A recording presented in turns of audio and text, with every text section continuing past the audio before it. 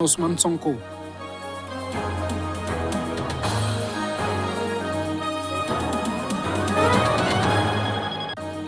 La composition du gouvernement libyen est au Parlement élu. C'est ce qu'annonce le Premier ministre par intérim.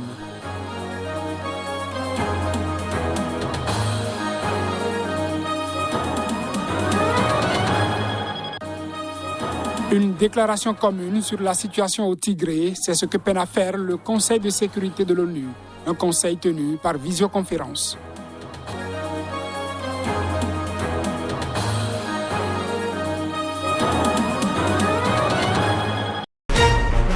Annonceurs, entrepreneurs, promoteurs et chefs d'entreprise, choisissez dès à présent votre meilleur partenaire média, Idéal Production. Idéal Production est basé à Cotonou au Bénin. Idéal Production, le partenaire exclusif de Sika TV en Afrique.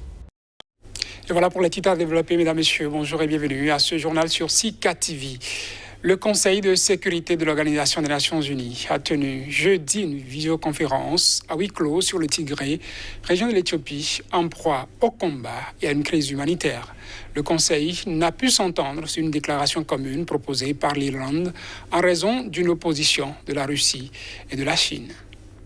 Les membres africains du Conseil de sécurité, Kenya, Niger et Tunisie, étaient d'accord pour un test commun pour la première fois depuis le déclenchement des combats début novembre au Tigré, mais Moscou et Pékin, membres permanents ainsi que l'Inde, membres non permanents, ont soulevé des objections selon des diplomates. Pour la Russie et la Chine, il ne faut pas interférer dans les affaires internes de l'Éthiopie, tandis que l'Inde, favorable à un test, a réclamé qu'il soit focalisé sur l'humanitaire. Le représentant russe a avancé ne pas avoir d'instruction de sa capitale pour adopter un test, la Chine jugeant que ce n'était pas une nécessité. Le Conseil devait appeler à une cessation immédiate des hostilités et réaffirmer un engagement fort envers la souveraineté, l'indépendance politique, l'unité et l'intégrité territoriale de l'Éthiopie. Depuis le déclenchement début novembre d'une opération militaire de l'armée éthiopienne pour reprendre à des dissidents le contrôle du Tigré, le Conseil de sécurité n'a tenu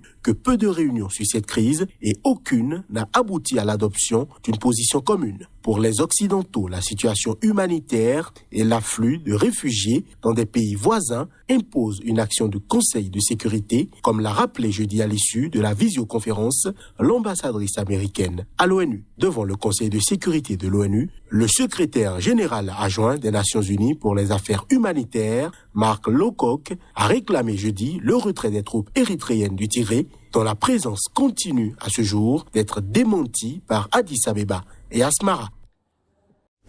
Au Ghana, la Cour suprême déboute l'opposant John Mahama. La haute juridiction a rejeté la plainte déposée par le candidat malheureux à l'élection présidentielle du 7 décembre dernier. John Mahama contestait les résultats de ce scrutin.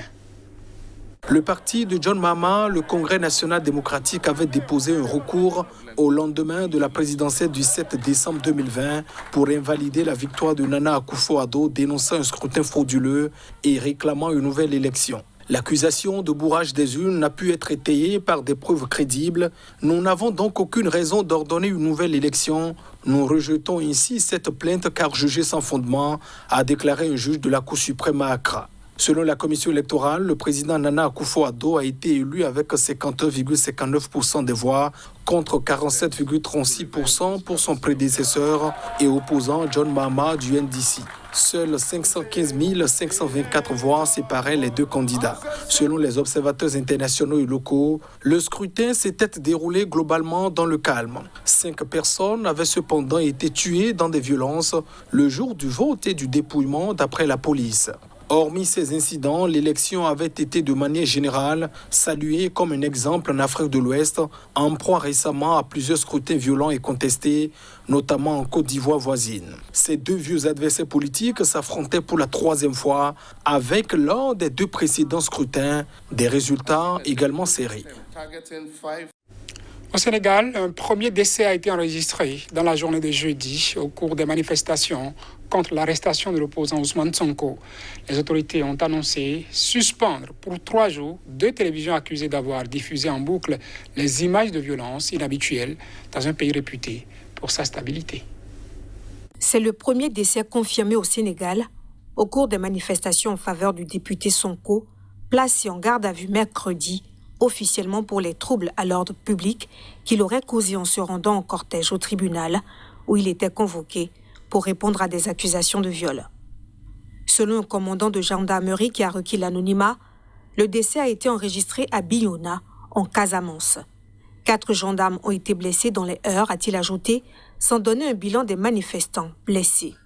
Sonko bénéficie d'un fort soutien en Casamance, d'où son père est originaire et où il a passé une partie de sa vie.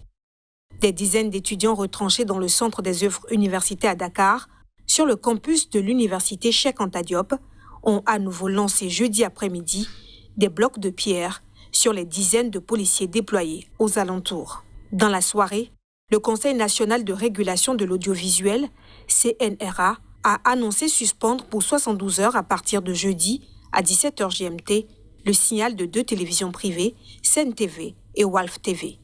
L'organe avait mis en garde mercredi contre la diffusion de contenus faisant explicitement ou implicitement l'apologie de la violence, incitant à des troubles à l'ordre public ou de nature à constituer une menace sur la stabilité nationale ou la cohésion sociale.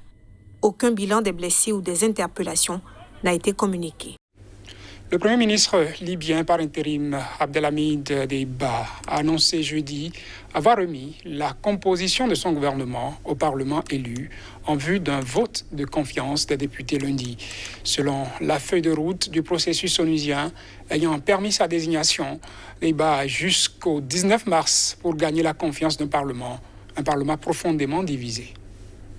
Conformément à la feuille de route de l'accord politique, le Premier ministre désigné a remis à la présidence du Parlement élu ses propositions pour les portefeuilles ministériels, a indiqué son cabinet qui n'a pas rendu publique la liste.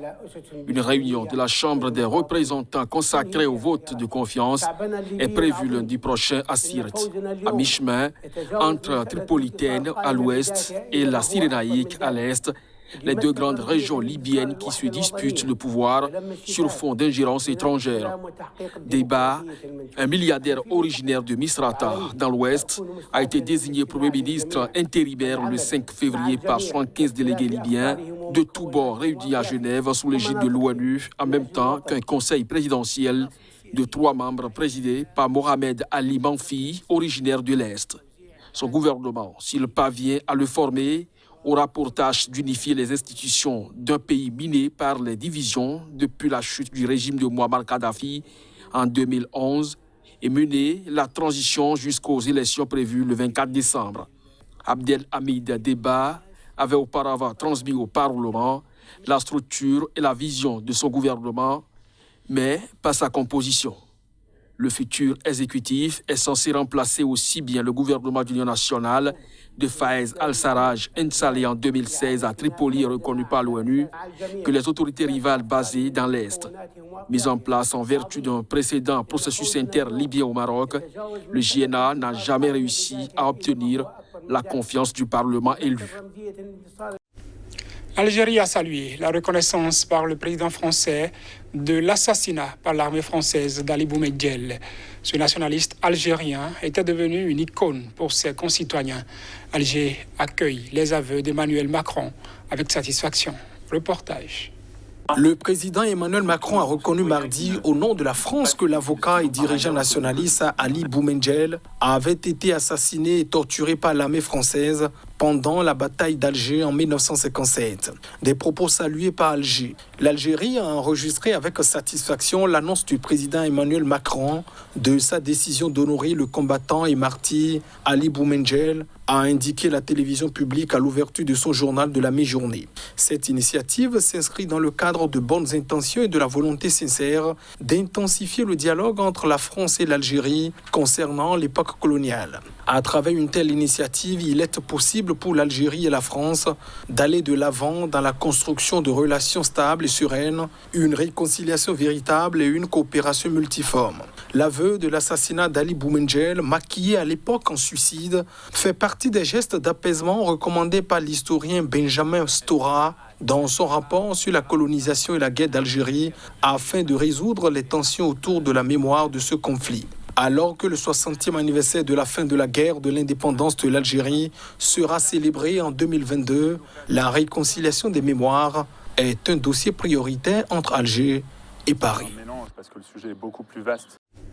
L'Union européenne a ouvert une fois encore sa résidence aux artistes béninois. L'ambassade de la représentation diplomatique au Bénin a accueilli en fin de semaine l'exposition des œuvres du sculpteur Daignan Epaphras Toirin et de la plasticienne sœur Henriette Goussikane. C'était dans une ambiance festive que l'autorité consulaire Sylvia Helllife a lancé la soirée. C'était à une soirée riche en couleurs, avec de belles sonorités africaines et européennes, que les amoureux de l'art ont eu droit à la résidence de l'ambassade de l'Union européenne. Une soirée qui a mis sous les projecteurs les œuvres de la religieuse peintre Henriette Goussikane et du sculpteur Epaphras Toirin. Si c'est la première exposition de Sylvia Ratliff en tant qu'ambassadrice de l'Union européenne au Bénin, cette aventure a commencé depuis 2018 et les murs de la résidence se veulent être un lieu de rencontre, d'échange et de dialogue. La culture peut en effet contribuer à trouver des solutions là où les outils traditionnels de la politique et de la diplomatie n'y parviennent pas. La collaboration des deux hôtes de la représentante de l'Union européenne a donné lieu à une grandiose installation de sculptures brutes et peaufinées, ainsi que des toiles peintes avec une technicité originale. Les scarifications ici au Bénin et surtout en Afrique, c'est une marque d'identité qu'on porte sur soi. Et on sait que dans certaines régions de notre beau pays, quand tu portes des marques au visage, tu n'as pas besoin de donner ta région de provenance ou ton nom de famille ou quelle est la divinité que vous adorez dans votre famille. La technique mise en œuvre pour ces tableaux, je l'ai appelée Grarel. Il s'agit de la terre rouge béninoise dont j'ai extrait des pigments pour faire de l'encre. Les lignes des tableaux sont tracées à base de fil de fer. Notons que l'événement a connu la participation du ministre béninois des Affaires étrangères, Aurélien Agbenonsi. Et c'est sur cette note artistique que s'achève ce journal sur CKTV. Mesdames, Messieurs, merci d'avoir suivi. Nos programmes se poursuivent.